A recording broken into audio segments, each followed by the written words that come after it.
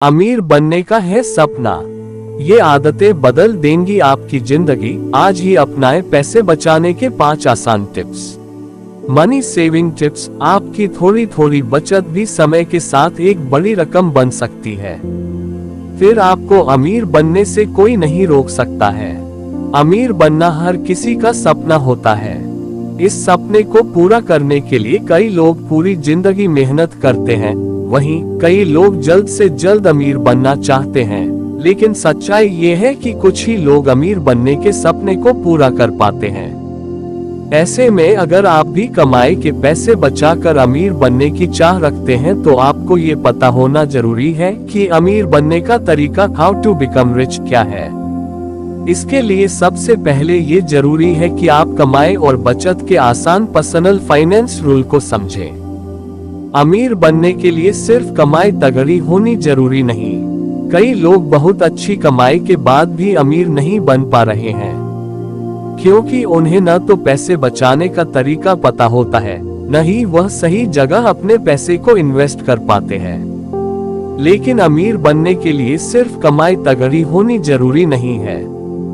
आप अपनी जो भी कमाई हो उसमें से कुछ पैसे बचाकर उसे सही जगह इन्वेस्ट करके अमीर बन सकते हैं।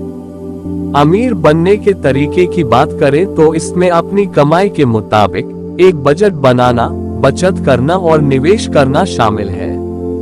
अमीर बनने के लिए सबसे पहले आपको पैसे के इस्तेमाल से लेकर कहां और कितना इन्वेस्ट करना है, इसके लिए फाइनेंशियल प्लानिंग करनी पड़ेगी।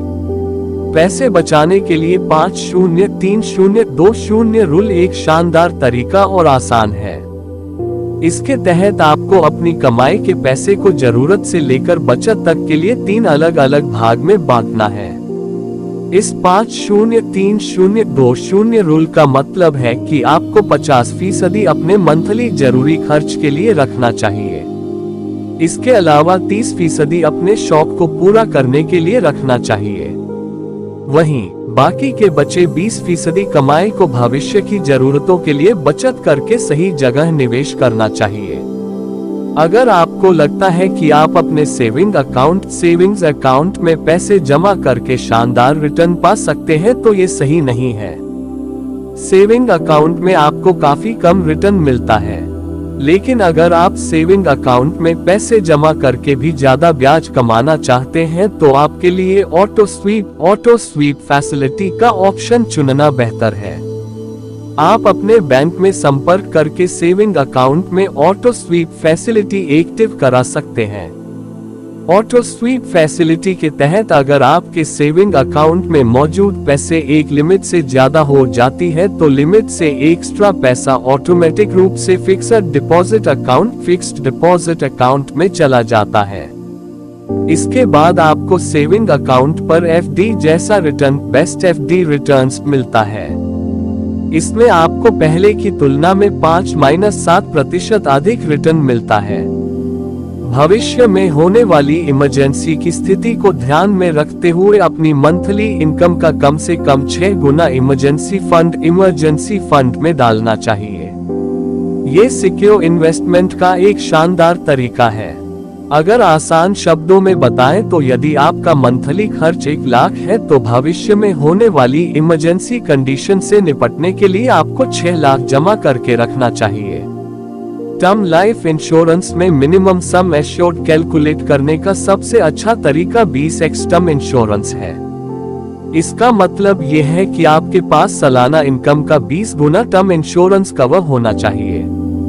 इंश्योरेंस एक्सपर्ट ऐसा मानते हैं कि टर्म लाइफ इंश्योरेंस कवर आपकी वर्तमान सालाना आय का कम से कम 15 से 20 गुना होना चाहिए।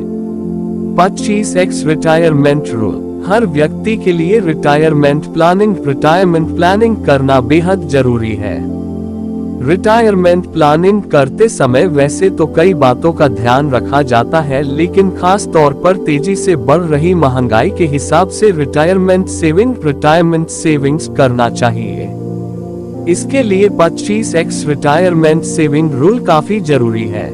इसके तहत यदि आप रिटायरमेंट प्लानिंग कर रहे हैं तो आपके पास सालाना खर्चे का 25 गुना रिटायरमेंट फंड के तौर पर होना चाहिए।